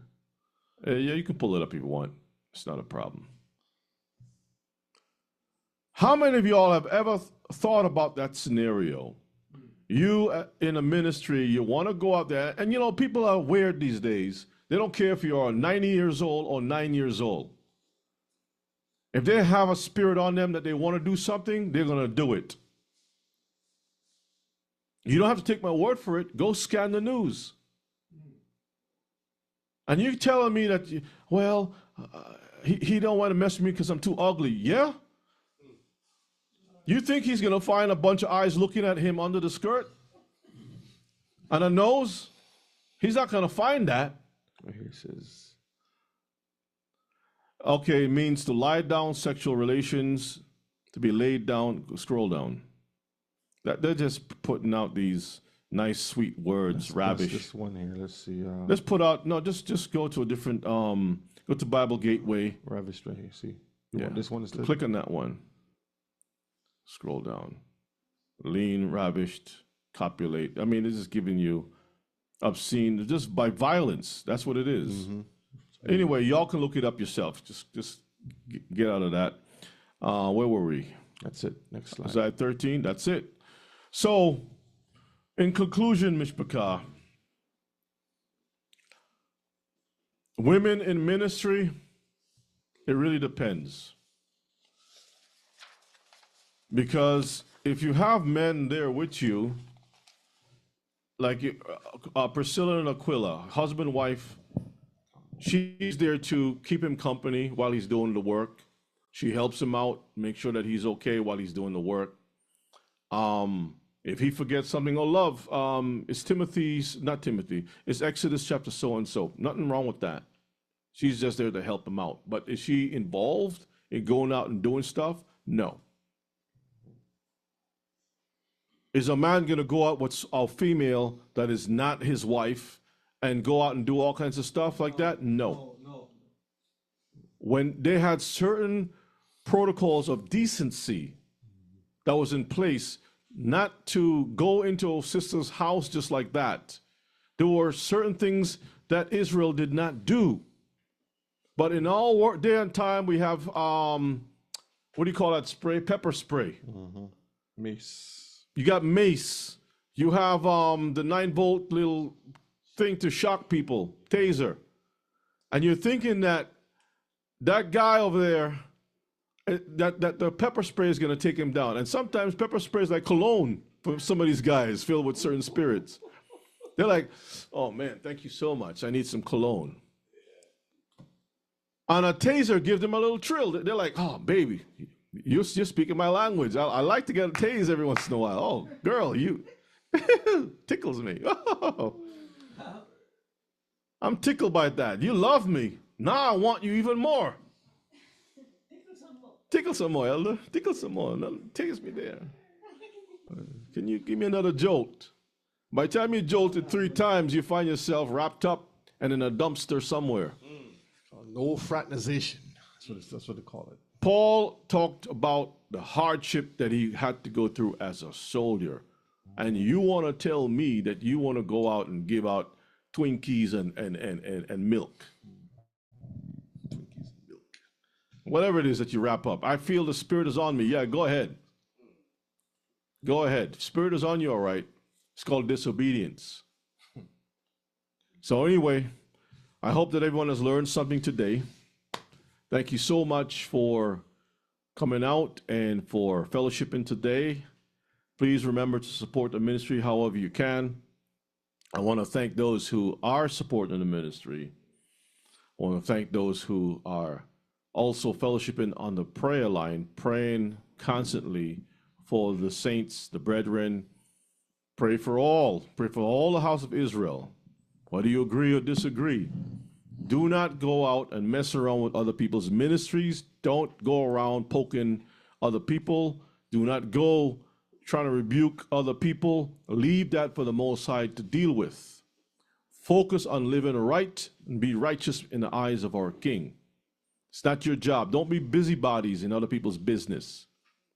Anybody here in this group or ministry or whatever you want to title you want to call it, going out there messing around with other people's ministries, you'll be cut off from over here. Because we don't want that. Nobody's going to go out and, because I've seen it before. I'm saying that because I've seen it before, where sisters will go and run their mouth in other ministries. And then they come back over here and, shalom. Don't,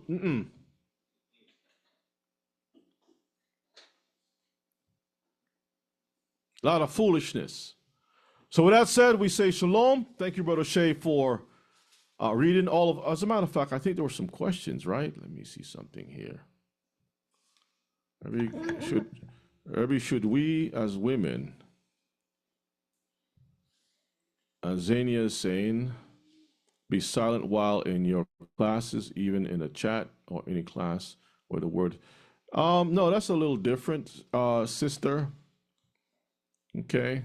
But being silent is the same thing with the men as far as listening. Just got to listen to the word, right? But usually when you read the book with Yeshua and the elders when he was 12 years old, He was in the midst of them having discussions, biblical discussions. It's not the same for women sitting there and trying to like break down certain things or whatever the case may be. You're learning, right? So that's that. It's not talking like a classroom where you have questions and answers, but it's talking about you putting your 2 cents in and teaching. That's what it's referring to. Okay, so Sister Marvis is saying, resident thorn in your finger here. Not to be contrary, but what is the whole thing of a woman should have her head covered because of the angels mean? Eve was married and she was tricked. I ask because what is dealing with order. If you notice carefully, it's dealing with order. She was out of order. When Eve went out of order, that's exactly what happened. Covering is dealing with order. This is why Shaul talked, he was using rabbinical style idioms, I would say, Right. when dealing with covering. Covering, there's another part of covering that I can't really get into, but it's dealing with on the side of sex, okay, and humility in that sense, humbling a woman and those things. That's another deeper side of the Torah that I'll just leave it at that. But a woman is supposed to be under the authority of a man. He covers her in that aspect. And I've covered that in other classes. So if somebody want to post the link, please feel free to do so it will make sense, all right? So it's not just wearing a head covering. It's all about being under the authority of a male, which is very hard to get from most of our sisters today. They always got something to say, and they're going to hear what's been said. They're going to stay quiet because other people will be in agreement with the class today, but silently they're walking up and down. They got drinking cool water back and forth. They're going to the bathroom, coming back, more cool water, sweating. They want to fight. They want to bite. They want to scratch. Then it says, you know what? I'm done with this guy. This guy is a narcissist. He's this, that, and hey, if that's what you feel, have it your way. Okay? Have it your way. Not a problem. You don't have to get mad at me. You go try it for yourself. Go out there. Try it for yourself. Go be shipwrecked. Be the best evangelist you want to be. And then come back and tell me what it was like. Do it for many years. Don't do it for 2 months or 1 week. I'm going to go on a trip with a group. No, you go by yourself and do it. Go through all the experiences, then come back and write a book. Get the video, and then share, like, subscribe, whatever you want to do. Not a problem. Because if it's, like I said, it's difficult for men. The Messiah had the same issue with men. A lot of people walked away. And it was difficult. A lot of men could not deal with this stuff. Now you're telling me that a woman can do it?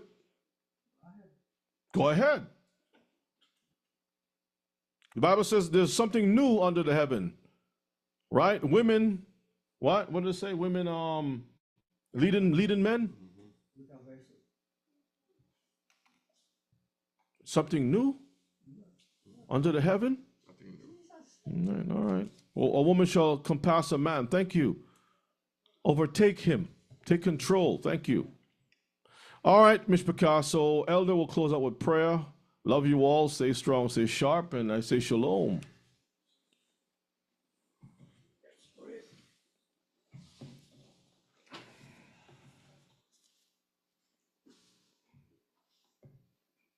All right, Elder. Sorry, yours.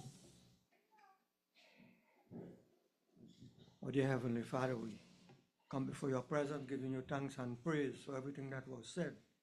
Wonderful teaching today from our teacher. We pray that thou may continue to bless him, and also Brother Oshe as they put themselves, join together into this ministry to give the words and to read and teach.